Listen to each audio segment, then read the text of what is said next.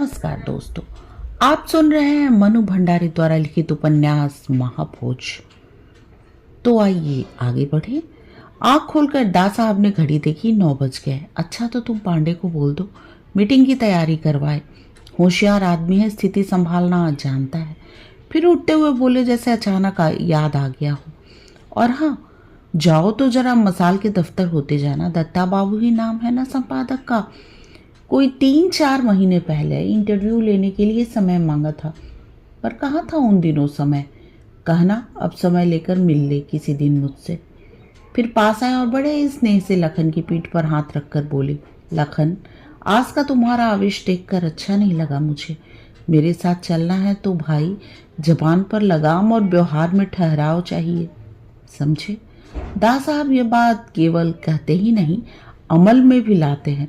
उनके पूरे व्यक्तित्व में, उनकी हर बात और हर काम में जबरदस्त ठहराव है, और इस ठहराव की वजह से ही वे शायद कुर्सी पर भी ठहरे हुए हैं। वरना पिछले 10 महीनों में विरोधियों ने और उनके अपने दल के असंतुष्ट लोगों ने जैसी जैसी तिकड़में की हैं, कभी भी कलामुंडी खा गए होते। शहर का दूसरा महत्वपूर्ण कोना सुकुल बाबू का निवास स्थान। 10 वर्ष तक मुख्यमंत्री रहे सुकुल बाबू इस प्रांत के। बिना किसी बाधा व्यवधान के एक छत्र राज था उनका।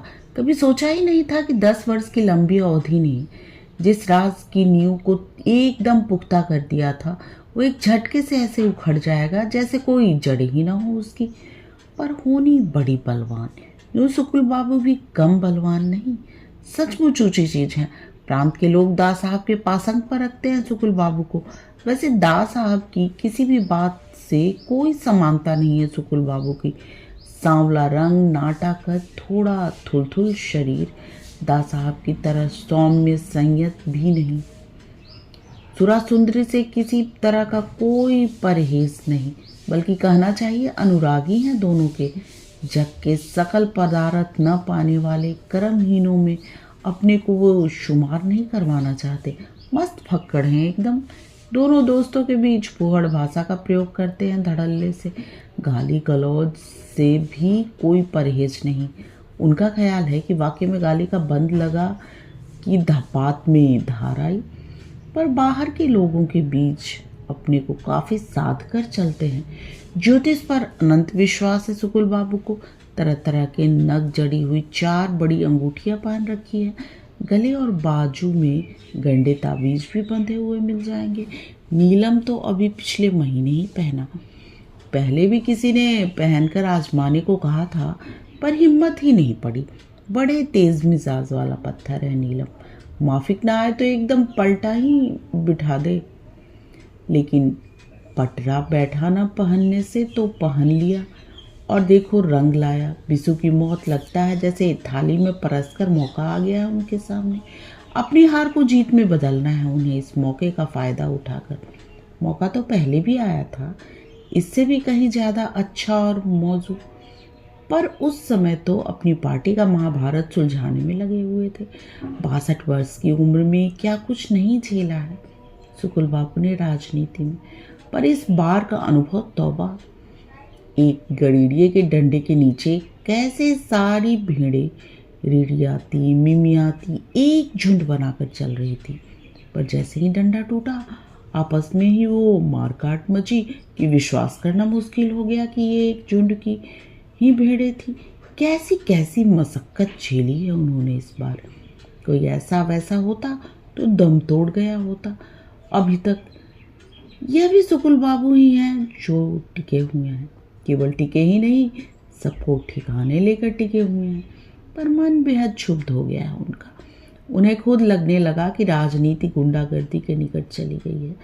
जिस देश में देवतुल्य राजनेताओं की परंपरा रही हो, वहाँ राजनीति का ऐसा पतन।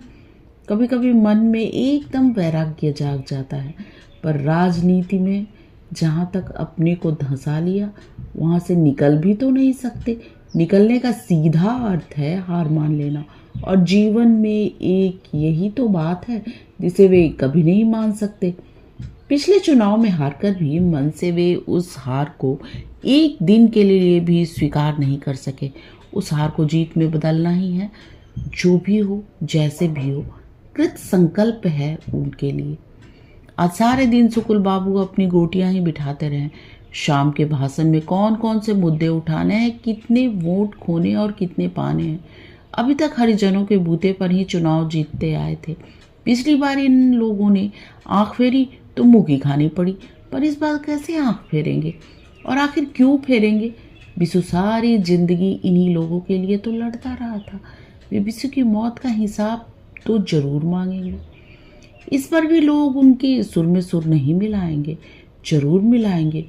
और हरिजनों का सुर मिल गया तो फिर से सुगम संगीत बजने लगेगा, कम से कम उनकी अपनी जिंदगी में तो। उनका मन बिसु के प्रति कृतज्ञता से भर गया। बस एक ही डर है अब, जोरावर हुड़दंग न मचवा दे।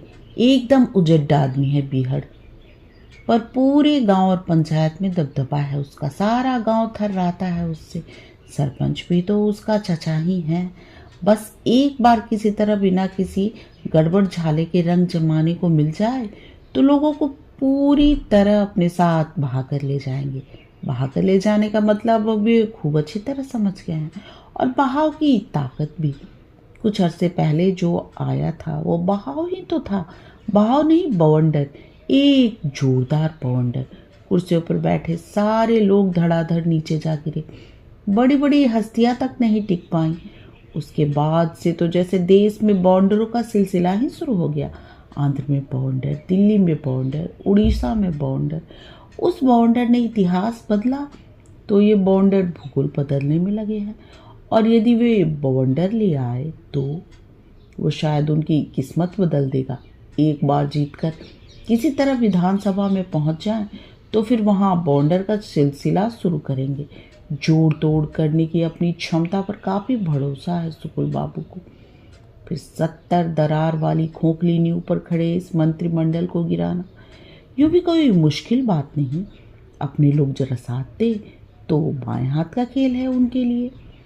सुकुल बाबू के भाषण की सूचना से गांव में तनाव भरा सन्नाटा तो टूटा, वरना अजीब मायूसी छाई हुई थी गांव में। जब तक बिसु की लाश गांव में रही बड़ी खलबली मची रही वहां। भीड़, बातें और भीड़ और बातें, जितने मुंह उतने अनुमान। किसने मारा बिसु को और कैसे मारा? शरीर पर कहीं भी तो चोट का या प्रहार का कोई निशान नहीं। रात में अच्छा भला घर में सोया था और सवेरे पुलिया पर लाश मिली।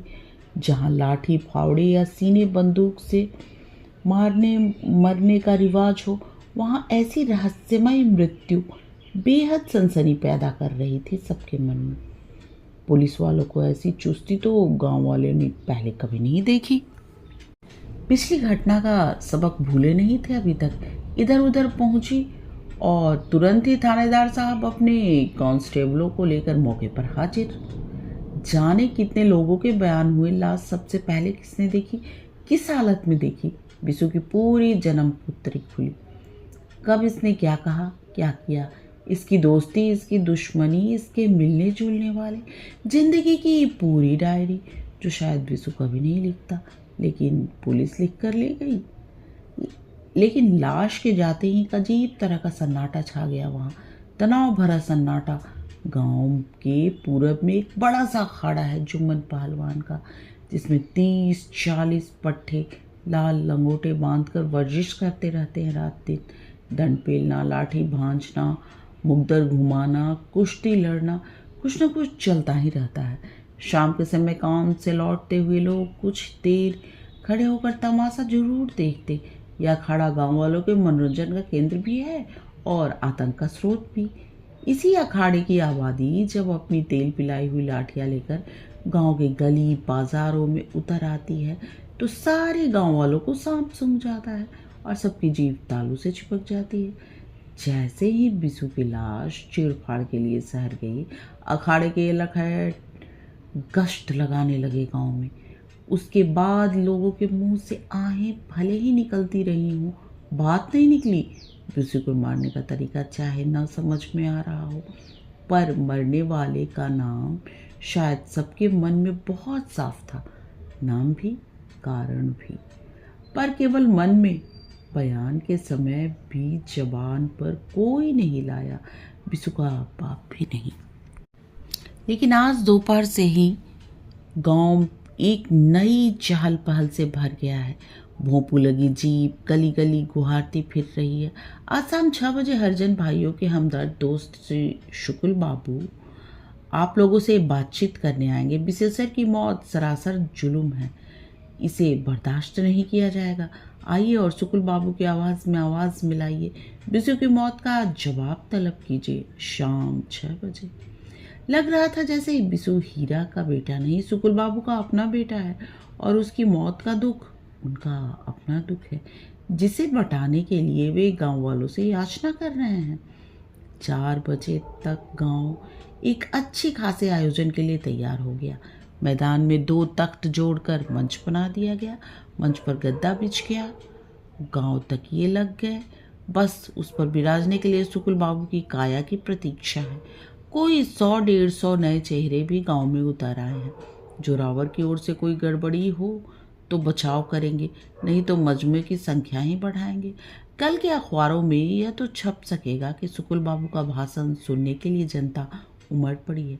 आज कुर्सी पर नहीं है तो इससे क्या, कोई मामूली हस्ती तो नहीं है शुक्ल बाबू। आज के लिए बस इतना ही, आज्ञा दीजिए। और हाँ, चैनल को लाइक शेयर और सब्सक्राइब करना ना भूलें।